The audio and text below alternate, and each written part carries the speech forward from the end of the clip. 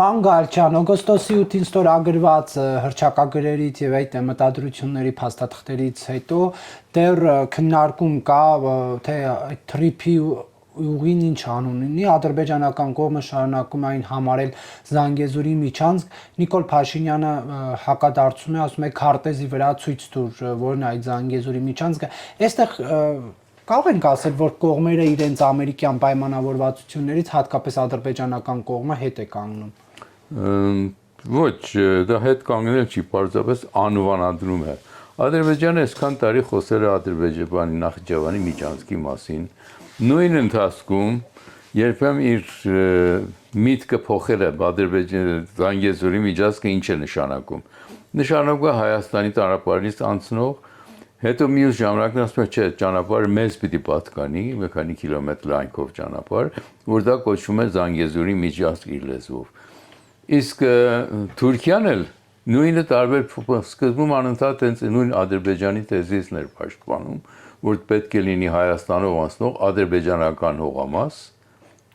այսինքն Հայաստանը կտրվի Պարսկաստանից, հետո սկսեց փոխել, ասել չէ, միջանցքային կլինի, որ կան ուրիշ գնացքի, ուրիշ երկրի տարածք մտնեն, մյուսից դուրս կան։ Հիմա վերջին խոսակցությունները, ես ձեզ ցույց տամ առաջի հերթին ինչ է Թրամփի ասած ուղին։ Տեսեք, տարբեր գույներով կանաչ էստեղ ադրբեջանական երկաթուղիներն են, ամբողջ տարածաշրջանն է, սա Թուրքիայինն է, որ գնում է դեպի Իսկանդերուն, սա Պարսկաստանի երկաթուղին է գնում է Բանդար Աբբաս եւ Չաբահար,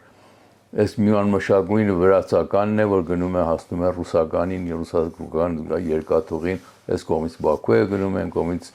Թբիլիսի էր գալիս եւ մինչեւ Աբխազիա է գնում իհարկե։ Տեսեք, սա այս 6 երկրների երկաթուղիներ կան այստեղ։ Այստեղ մեկ հատ ճանապարհ կա, որ բոլորի համար շատ կարևոր է, այս մեկը տորն է։ Այս մեկ կտորը, ասինքն Ադրբեջանից, որ հասնում է Հայաստան, Հայաստանի ճանապարհ տարածքով անցնում, մտնում նորից Ադրբեջան, հետո վերադառնում Հայաստանի տարածքով հասնում մինչև Թուրքիայի սահման։ Սա ընդհանուրն է։ Հիմա ես նույնի մանրամասը ցույց տամ։ Կարմիրը Հայաստանի սահմանն է, միայն այդ շրջանն եմ մեծացրել։ Տեսեք, երբ որ Ալիևը խոսում է Ալիևի Զանգեզուրի միջանցք, որը իրեն պետք է պատկանի այդ հողամասը, նա խոսում է այս կանաչ հայկական երկաթուղու մասին, որը Ադրբեջանի սահմանից գալիս է մինչև Նախիջևանի սահմանը։ Այդ 43 կիլոմետր ճանապարհն է, որ Մեղրիի մոտով է անցնում։ Դա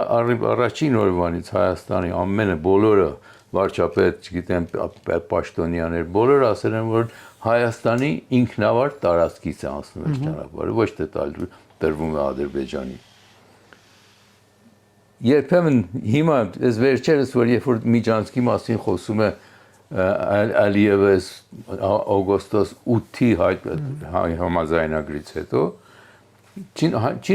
հայտնի չի ինչ է նշանակում դրա ասածը։ Դե ձեր կանաչով նշած։ Հիմա ասած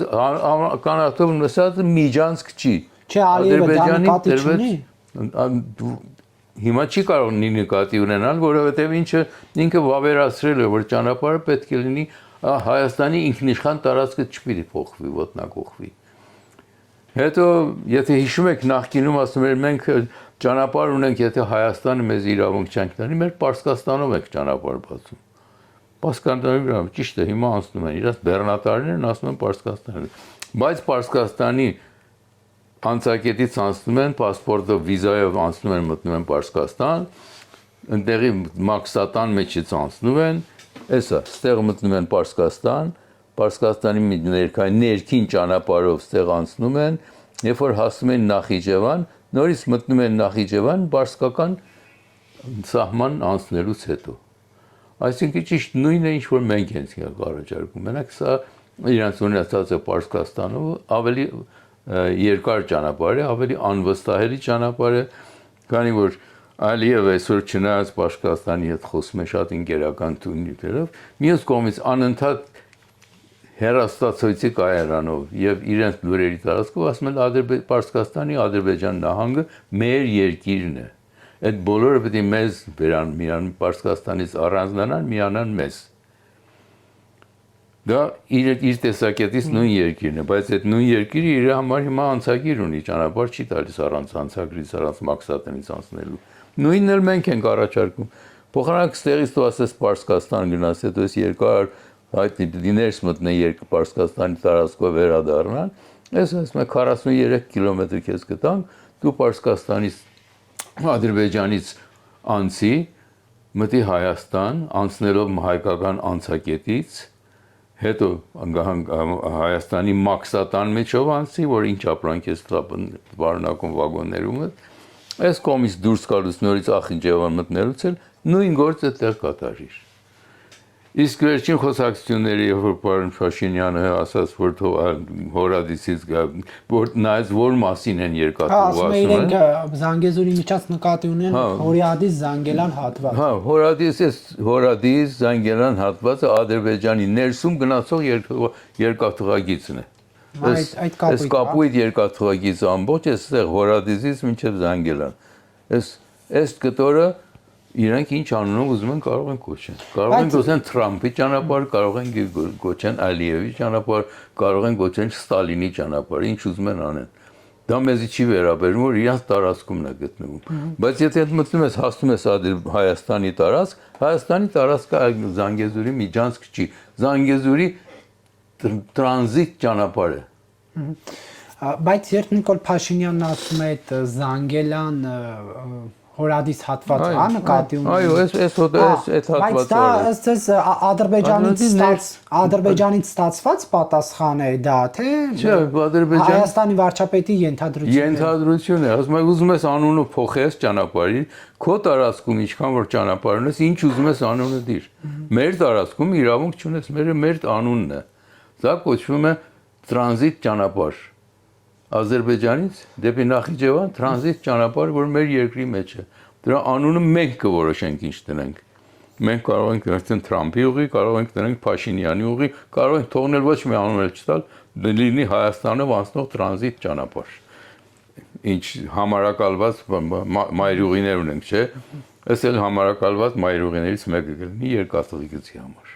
Հա, Նիկոլ Փաշինյանը նաև ասում է, դե բանը իրանց համար այդ Հորադիս Զանգելան ինչ որ ճանապարհը երկար է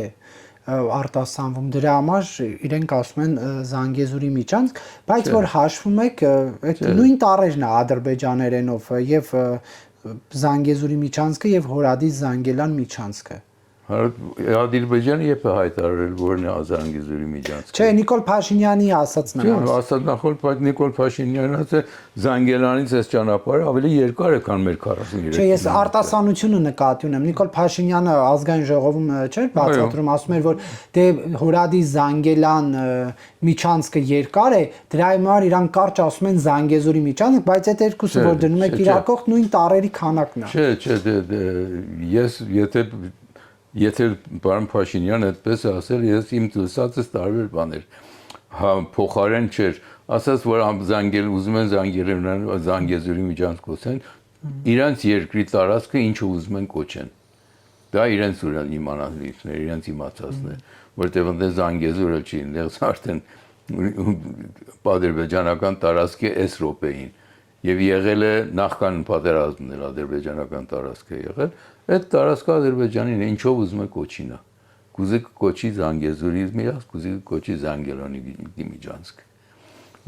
Ես կարծում եմ այդ է իր ասածը, ոչ թե փոխենք անունը երկար անուն է կարճացնենք եւ այլն։ Եվ միջանցք չկա, իրանց համար դա Բաքվից մինչև Ադրբեջան սահմանի մինչև Զանգելան եկող ճանապարհն է։ Բաքվից են դա մինչև հասնում։ Ալիևի այդ հայտարարությունները տարածքային պահանջ ներկայացվեց, հա, Նիկոլ Փաշինյանի կողմից ունի Ալիևը նման մտադրություններ։ Չի կարող ունենալ, որտեղ ինքը ստորագրել է, որ տարածքային պահանջ չունի։ Երբ որ ստորագրում ես տարածքային պահանջ չունես, դու քո երկրի ժողովրդի համար, տեսեք, Ալիևը քանի անգամ ասել է, որ այն հարցունքները այնտեղ որ մենք գրավել ենք, մեր զինվորը կանգնած է, մեր Ադրբեջանի տարածք է։ Այսօր հակառակն է ստորագրել ինքը։ Ասել է մենք Ալմատիի սահմաններն ենք ընդունել։ Այսինքն այդ 240 կիլոմետր բարձրությունները, որ Հայաստանի տարբեր տեղերում, տարբեր սահմանների վրա ինքը գրավել է, սկսած, չգիտեմ, հանդից սկսած մինչև ջերմուկ եւ այլն, եւ ջերմուկից էլ վերև էլ դեպի Վարդենիս բանի շրջանը, դեպի Վարդենիսի շրջանը, այդ մոտերը դրանք բոլորը հայտարարել է իր տարածք։ Հիմա պիտի ժողովրդի մեկ տեղով բացատրի, որ ես խոստացել եմ, որ մեր գրաված տարածքներից դուրս ենք գալու։ Դա հեշտ բան չի անել Արիևի համար։ Մի տարբեր ճանապարհ պիտի գտնի, ուղղություն պիտի գտնի, կամ էլ ես կարծում եմ, որ քանի որ այդ պայմանագրի մեջ ժամկետ չկա, 6 ամիս է, 4 ամիս է, 10 ամիս է, ժամկետի նշում չկա, Ալիևը կարող է թաշ տալի տարիներ, ասի, հա, ես ընդունել եմ, կտամ ձեզ, բայց ուրիշ գործեր ունենք, թող մենք անեմ հետո։ Այսինքն Հայաստանի օկուպացված տարածքները կարող ազատագրվեն։ Կարող ազատագրվեն ոչ թե այս 6 ամսվա ընթացքում, կարող է 10 տարի հետո ազատագրվեն։ Քանի որ ժամանակահատված չի նշված դա։ Վերջնաժամ պիտի նշանակվի, 6 ամսով պիտի այս ժամանակությունները գրեք եւ ստորագրեք։ Հա, հակամարտությունը այսինքն կշարունակվի դեռ։ Կշարունակվի, հակամարտություն չի կնի չէ անհայտ մի վիճակ, որը ընդունվել է, բայց չի կատարվել դեռ։ Չի ասում չեմ կատարելու, բայց չի կատարել, չի կատարում։ Այս րոպեին, եթե ճիշտ ուզենք, Ադրբեջանը արդեն պետք է հետ քաշված լիներ իր գրաված տարածքներից։ Ինչու հետ չի քաշվել։ Թող հետ քաշվի, հետո սահմանազատումը կանենք։ Բայց չի արել, ոչ ոք էլ չի բողոքում, որ ինչու չես արել։ Դա էլ բողոքի առիթ է, չէ՞, երբ որ չեք անում, իր խոստությունը։ Ինչու է լռում Հայաստանը։ Բայց քանի որ այստեղ ժամանակին այդ պայմանագրի մեջ ժամկետ չի նշանակված, ուրեմն չես կարող բողոքել, ինչու հիմա չես անում, որովհետև չեմ խոստացել, որ այսօր անեմ։ Ճանապարհը բացելու ժամկետներ էլ չկան նշվում։ Ոչինչ չկա, դա բոլորը դրանք կապ ունի։ Մինչև դրանք չգոյություն չունեն, տեսեք, սահմանազատումը, այս սև գծերը, որ ես գծել եմ, դա սահմանն է։ Այս մասի սահմանազատումը մեկ քանի կիլոմետր, 5-10 կիլոմետր պիտի արագ կատարվի։ Առանց այդ կատարելու մենք չգիտենք մեր սահմանը, մեր անցակետը, մեր մաքսատունը որտեղ պիտի կառուցենք։ Սահմանի մեր կողմը պիտի կառուցենք, նրանք ելան սահմանի մյուս կողմը։ Ուրեմն այդ պիտի որոշված լինի, գոյություն ունենա։ Դրա համար իմ խոսքը ես միշտ էլ հանրազրույցներ ասել եմ, այս մեկը տորը Պարսկաստանից դեպի հյուսիս գնացող սահմանը, թե Նախիջևանի Հայաստանի սահմանը, թե Ադրբեջանի Հայաստանի սահմանը, երկուսն էլ այդ քանի կիլոմետրը պիտի արագ սահմանագծումը կատարվի, սահմանազատումը կատարվի, որպեսզի կարողանանք որտեղ ենք մեր անցակետը դնում, իմանանք երկու կողմ, երկու ստեկ։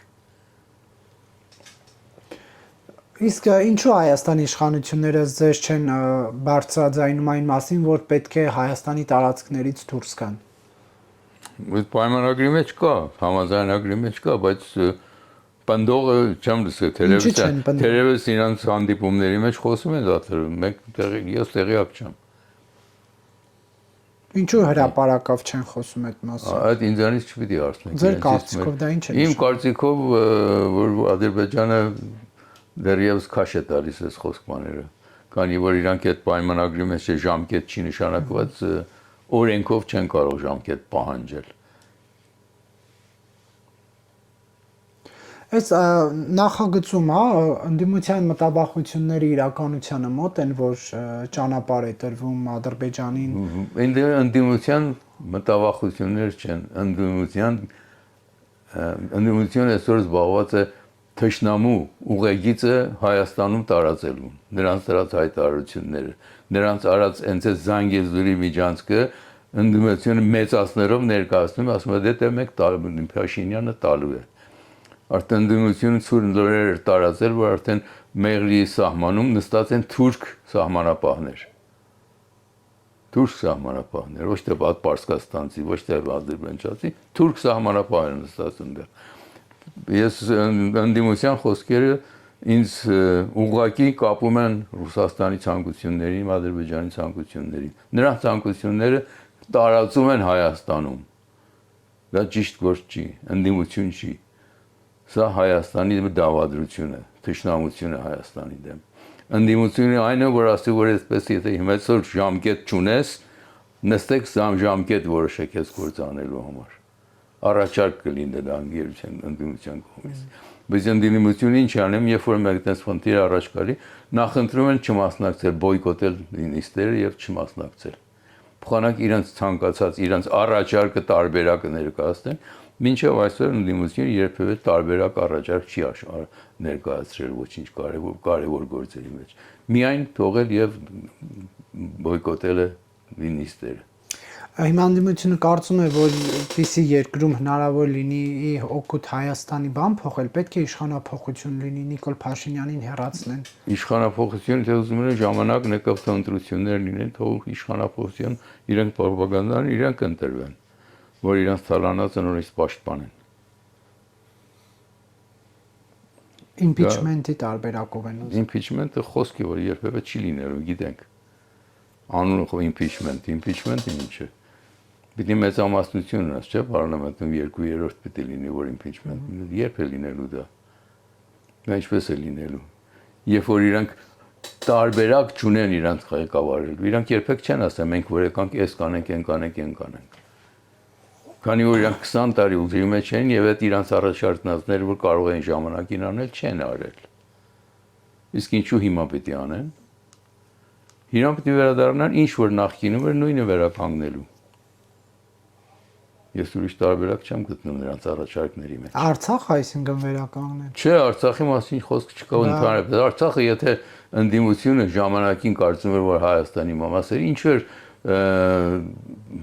պարոն Քոչարյանը փոխանակում Ադրբեջանի հետ, Մեղրին Արցախի հետ։ Այսինքն ընդունել էր, որ Արցախը Ադրբեջանի է, Մեղրինն Հայաստանի է, եկեք փոխանակենք։ Այսինքն դա ուղղակի ցույց է տալի, որ ժամանակին մտածում էին, որ Մեղրին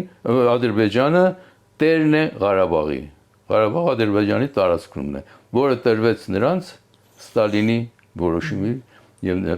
անդերկովկասյան պաշտպանության որոշումը, վերջնական որոշումը։ Բայց Քոչարյանն ասում է նման բան չի եղել։ Չի եղել, բոլորը հայտարարությունն եղավ, որ փոխանակությունը Կյամփ Դեվիդում դա առաջարկն եղել էր։ Եվ երբ որ տեսան, որ արդեն շատ վատ բան է, ստեղում անմիջապես հետ վերցրեցին այդ առաջարկը։ Եվրոպացիներն են ասում եղել է։ Ես չեմ ասում։ Եթե իրանք Ադրբեջանին, Արցախին ճանաչում էին որպես Ադրբեջանից դուրս տարածք, ինչու դրա անկախությունը 25 տարի չճանաչեցին։ Ոչ մի Հայաստանի կառավարի իշխանություն չճանաչեց նրանց անկախությունը։ Որ Հայաստանը պաշտոնապես պատերազմի կողմ չդառնար։ Ուրեմն պաշտոնապես մերը չէր այդ տարածքը։ Նույն վերումով ուրեմն պաշտոնապես Ղարաբաղը մեր տարածքը չէր։ Իրենք ընդունել էին, որ Ղարաբաղը մեր տարածքը չի։ Ես շատ եմ ցավում այս վիճակը առաջ եկել Ադրբեջանը։ Ես Արցախ շատ եմ եղել։ Հրաշալի երկիր է։ Բայց այսօր շնորհիվ ռուսների եւ ադրբեջանցիների միասին ծրագրումին Արցախը մեր ձեռքից գնաց եւ միջազգային հանրությունը ոչ մի խոսք չի ասել դրա մասին, որովհետեւ ոչ մի երկիր Արցախի անկախությունը չի ճանաչել մինչեւ այսօր։ Չնայած նրանք անկախություն իրենց հանրաքվեով հռչակեցին ըստ խորհրդային միության օրենքների, բայց խորհրդային միությունը նույնիսկ չարեց որ վավերացնի դա։ Հետո այսօր ասում ենք, այս ներկա իշխանություններն են տվել, ոչ, ներկա իշխանությունները չեն տվել, տվել են ռուսները։ Երբ որ ռուսները իրենց հանձն առան, որ անվտանգությունը, ժողովրդի անվտանգությունը եւ Լաչինի Վիչանսկի աշխատանքը պետք է իրենք վերահսկեն, իրենք պատասխանատու են, հետո հանձնեցին ադրբեջանցիներն առանց ոչինչ ասելու։ Դե բա ասում են դրանից առաջ էլ Պրահայի հայտարարությունը եղավ, որտեղ Նիկոլ Փաշինյանը ճանաչեց Ադրբեջանի կազմում Արցախը։ Բոլորն էին ճանաչել, ոչ թե միայն Նիկոլներ ճանաչել։ Բոլորն ասում են Ադրբեջանի տարածքումն է դա։ Ռուսներն էլ հանձն էին առել Ադրբեջանի տարածքում գտնվող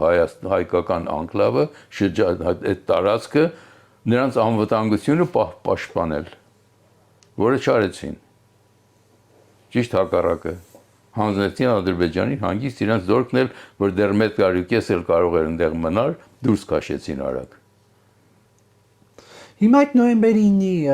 հայտարարությունը կա, այս 5 տարին է, մի քանի ամսից է, 2 ամսից։ Դրա ոչինչ չի կատարվել, ինչպես ինչու պիտի լինի։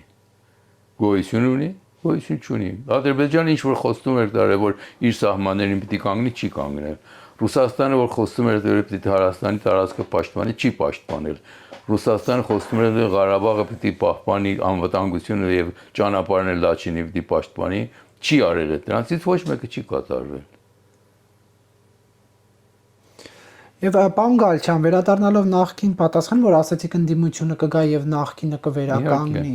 դա ինչ է նպատակով ինչը նպատակները որ իրանց թալանացները հետ պահեն իրանց ձեռքից չգնա։ Այստված որ ասացիք նախքինը կվերականգնեն, նկատի ունեիք Արցախը հետ կբերեն։ Ոչ, Արցախը նկատի Արցախի համար ոչինչ չի անի ընդդիմությունը, չի կարող անել։ Այսօր ոչ ոք ոչինչ չի կարող անել Ղարաբաղ Արցախի վերադարձների համար։ Հիմա մեծ խոսում են գնանք Արցախը գրավենք, այդ գրավենք։ Ո՞վ է պատերազմել։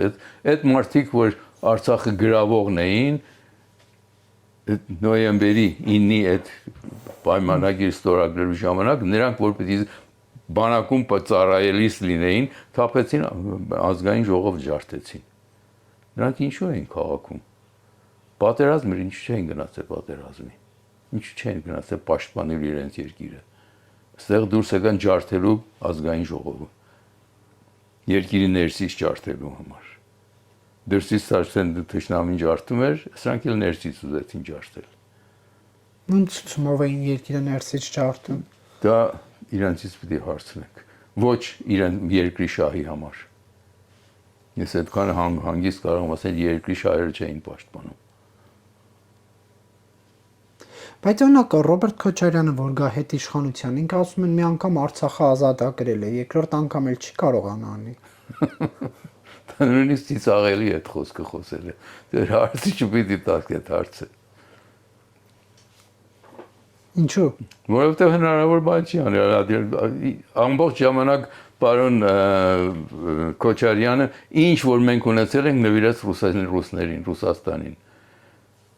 Ամեն ինչը նվիրած Ռուսաստանին 120 միլիոն մենք իբր թե պարտք ունենք Ռուսաստանին, 1 միլիարդի ամեն ունեցվածք Հայաստանին նվիրած ռուսներին։ Արցախը ազատագրի։ Եթե Արցախով հետաքրքրված էր պարոն Քոչարյանը եւ պարոն Սարգսյանը,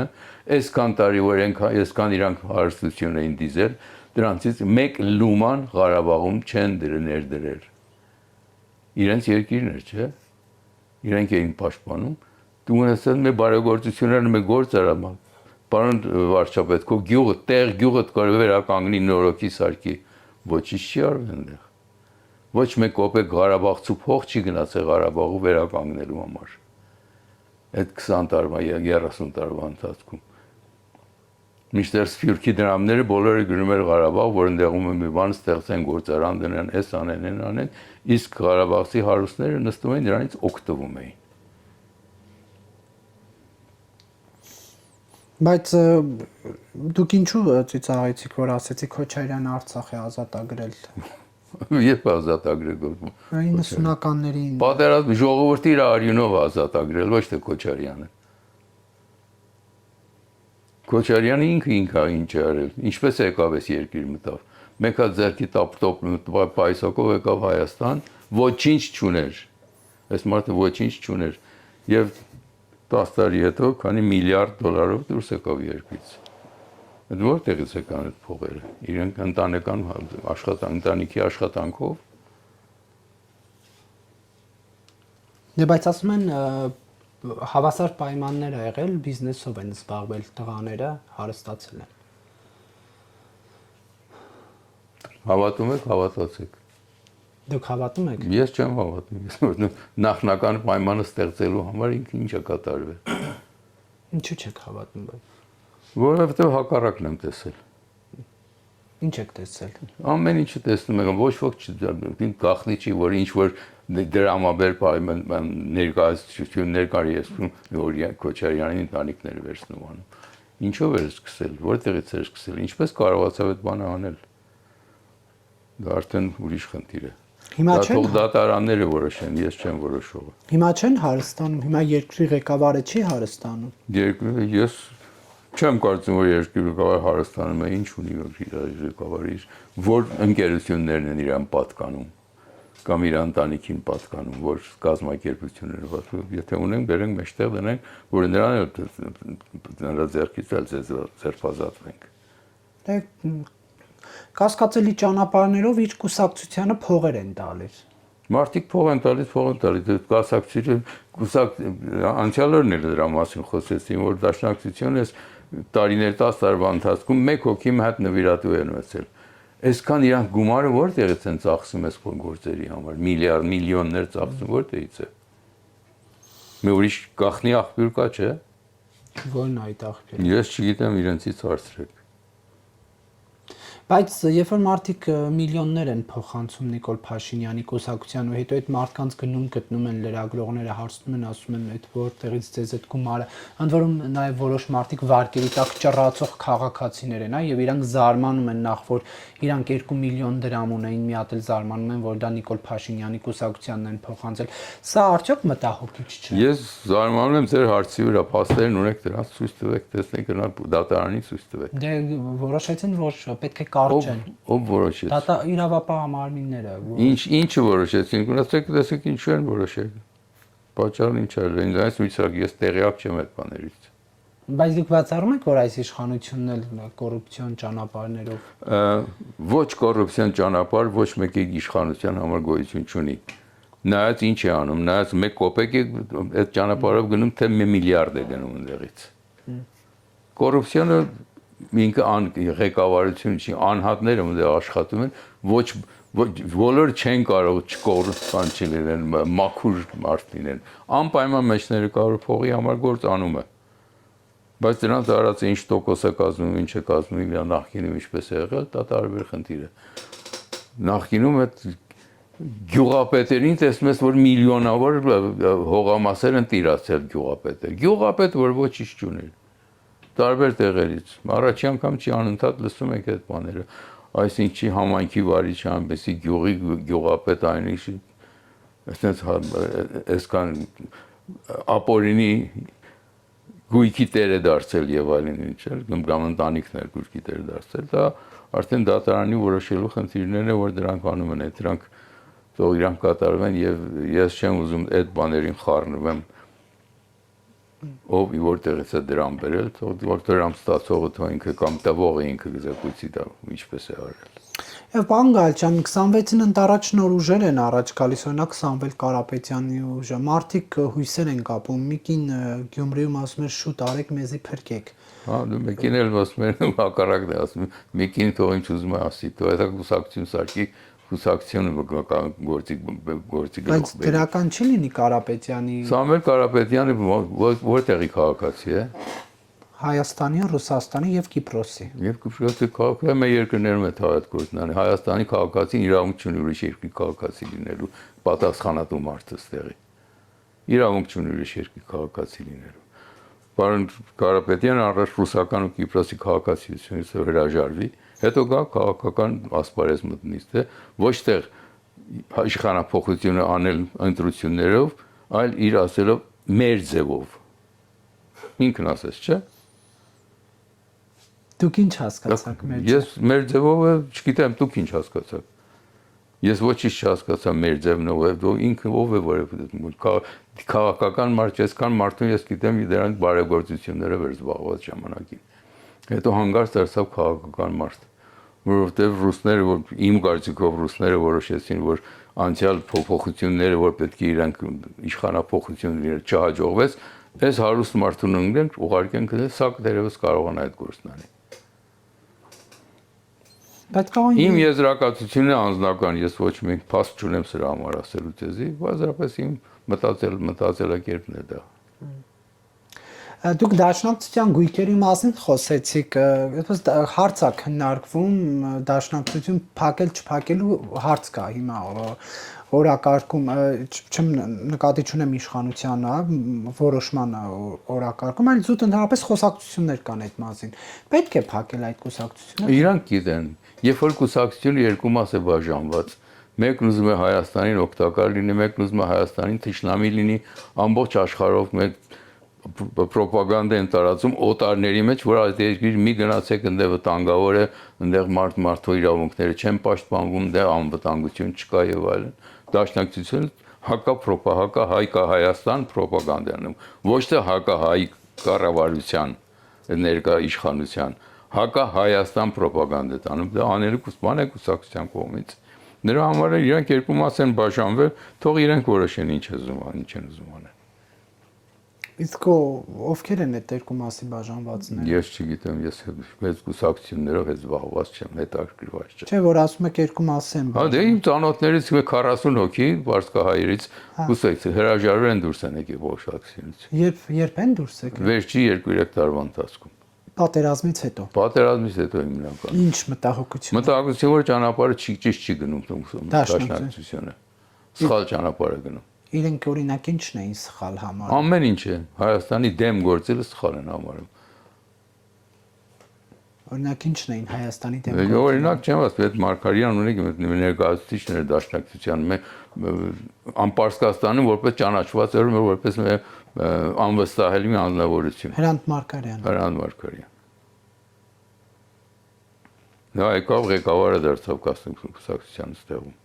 եւ որոշումներ էր կայացնում։ Դաշնակցությունը, գիտեք ինչ է,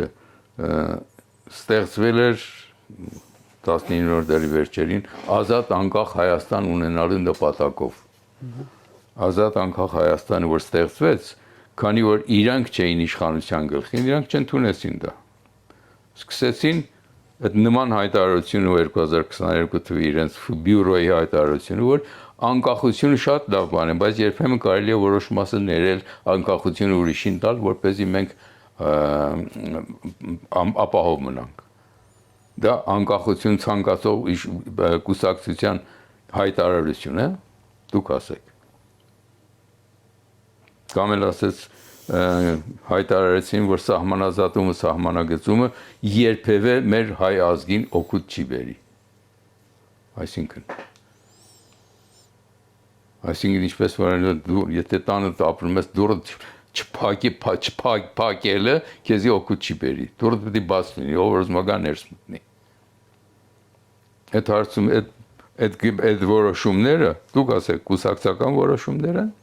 ճիշտ որոշումներ են, թե ոչ։ Դե իրանք ասում են դա հայանպաստ ճանապարհով լինի այդ սահմանազատումը։ Թող իրանք հանապաստ ճանապարհը գտնեն, ներկայացնեն բարձրային ժողովում, որ հայերը ընդունեն դա։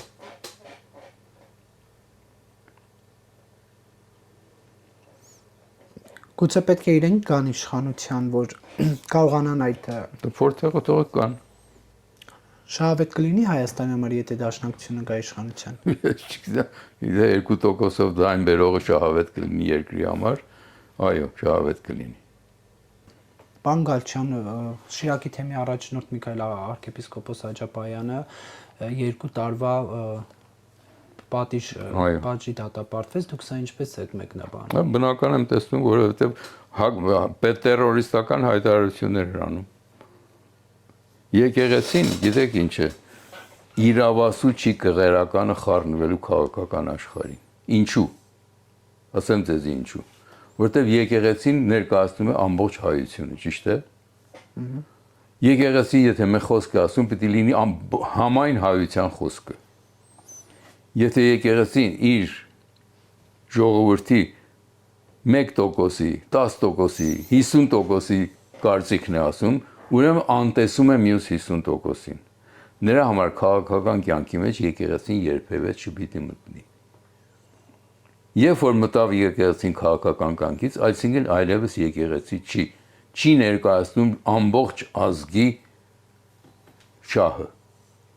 Ներկայացնում է որոշ տոկոսի շահը իր ազգից։ Ուրեմն այդ եկեղեցի չի կարող գոյություն ունենալ։ Հա, բայց մի հայտարարություն է արել, մի քանի տարի դրա հետ կապված գործընթաց չեն արել, ավելին դատախազությունը ասել է, որ հանցակազմ չկա, հենց սկսեցին Նիկոլ Փաշինյանին քննադատել, պարզվեց հանցակազմ կա այդ հայտարարության մեջ։ Դա մտահոգիչ չէ։ Ես չեմ կարող դրանով զբաղվել, դատավորները զբաղվել են, որոշում կայացրել են, իրենք գիտեն։ Արդար եք համարում դուք։ Նրանց որոշումն է, Եթե ինձ ասեր Աչապահյանը այդ խոսքերը որ ասում էր, ես էլ կարծեի որ նա արդեն իսկապես terroristական բան է կազմակերպում։ Ես անձնապես գործ ունեցել եմ այդ սրանից 20 տարի առաջ։ Ում հետ։ Աչապահյանի։ Ինչ գործ եք ունեցել։ Մենք մանկապարտեզ ունեինք ողջի գյուղում կառուցած, մենք կառուցեցինք, մեր բարեգործական ընկերություն ունեինք, կառուցեցինք եւ 4 տարի էլ աշխատեցրեցինք։ 4 տարի հետո իմացին գյուղապետարանին, ասենք գյուղապետարան դուք եկեք վերցրեք այս հանձնարարությունը, ասենք չէ, մենք փող չունենք սրան, դիմեք Աջապահյանին։ Դա Գյումրիից 10 կիլոմետրի վրա է այս գյուղը։ Դիմեցինք Աջապահյանին, ասեք դու եթե ուզում եք, մենք կարող ենք այս հանգնել Էջմիածնին, այս մանկապարտեզը, նրանք դուք հոգաք ստեղի ծախսերը։ Ոչ մի պատասխան չստացանք իրենից։ Մնաց մանկապարտեզի մի քանի էլ աշխատած, քանի էլ մեծով գյուղապետը սկսեց աշխատեցնել, հետո էլ չգիտեմ ինչ եղել է։ 2 տարի մենք վազեցինք, մենք պատրաստ ենք Էջմիածնին նվելու մանկապարտեզը։ Միրանք թե շարունակական աշխատանք տարվի այնտեղում, երեխաները գյուղացիները կարող են կան այնտեղ երեխեքին ուղարկեն։ Ոչ մի պատասխան չեղավ իրենից։ Եվ դա հիմա ինչու եք հիշում։ Դա այո հետաքրքրված չի բարեգործա, գործով գործ անելով։ Եկեղեցին իր ժողովրդին օգնելու որ հետաքրքրված չի։ Անհատը, այս մարդը այդ անհատը հետաքրքրված չի այդ գործն անելու։ Այդքան։ Դուք կարծում եք, որ պետք է իշխանությունը եկեղեցուն փոփոխություններ անի։ Իշխանությունը չի կարող եկեղեցուն փոփոխություններ, եկեղեցին փոփոխությունները ժողովուրդը պիտի անի։ Եվ եկեղեցու սինոդը, որը դժբախտաբար կազմված է միայն կաթողիկոսի ընկերներով, իր նշանակած մարդկանցով։ Դուք ինչ եք մտածում, եկեղեցին կաթողիկոսը կարող է ընտանիք ունենալ, երեխաներ ունենալ։ Իրավասու է։ Կուսակրոնության երթում տվող մեկը Աստծո առաջ գնում է երեխայի ունեմ ընտանիք պահպանում, հետո Աչապահյանն էլ հայտարարում է, որ ես մեկ տղամարդ չգիտեմ, որ 1 ամսից ավել կարող է առանց կնոջ ապրի։ 2 ամիս էր ասել։ 2 ամիս, դա, 2 ամիս։ Ինչ է նշանակում։ Նշանակում է ինքն էլ նույն գործով զբաղված, չէ՞։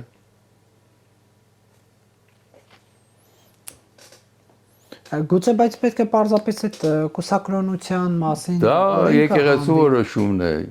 իմ քո որոշումը չի, եկեղեցու օրենքը դա է ասել, թող սինոդը որոշվի, փոխեն օրենքը։ Ինչպես Եվրոպայում ուրիշ եկեղեցիները այդ բանը չունեն։ Կուսակրոնությունը այդպես չի։ Անգլիայի կրոնական ղեկավարը ընտանիք ունի, կին ունի, երեխաներ ունի, պաշտոնական։ Բայց այնուհանդերձ իշխանության կողմից միջամտություն չեք տեսնում եկեղեցու գործերին։ Ինչ կարող անի իշխանությունը եկեղեցու։ Նիկոլ Փաշինյանի հայտարարությունները։ Հայտարարությունը կարևոր չի, ինչ կարող անի, չէ, եկեղեցին ինքն է ղեկավարում գործերը։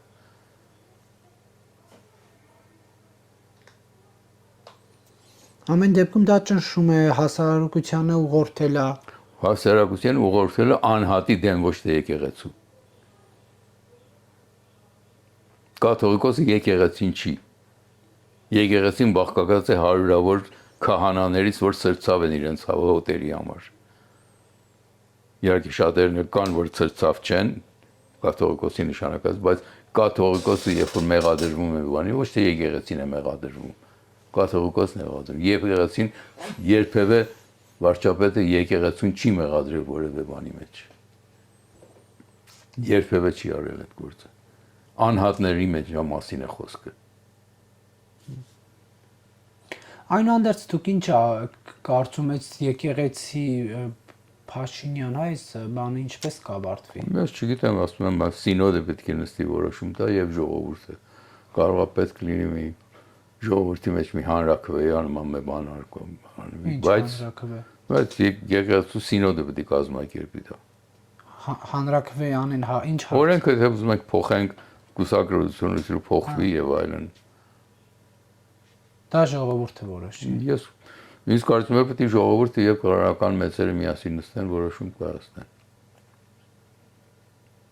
Շնորհակալություն, պարոն Գալչյան, հարցազրույցի համար։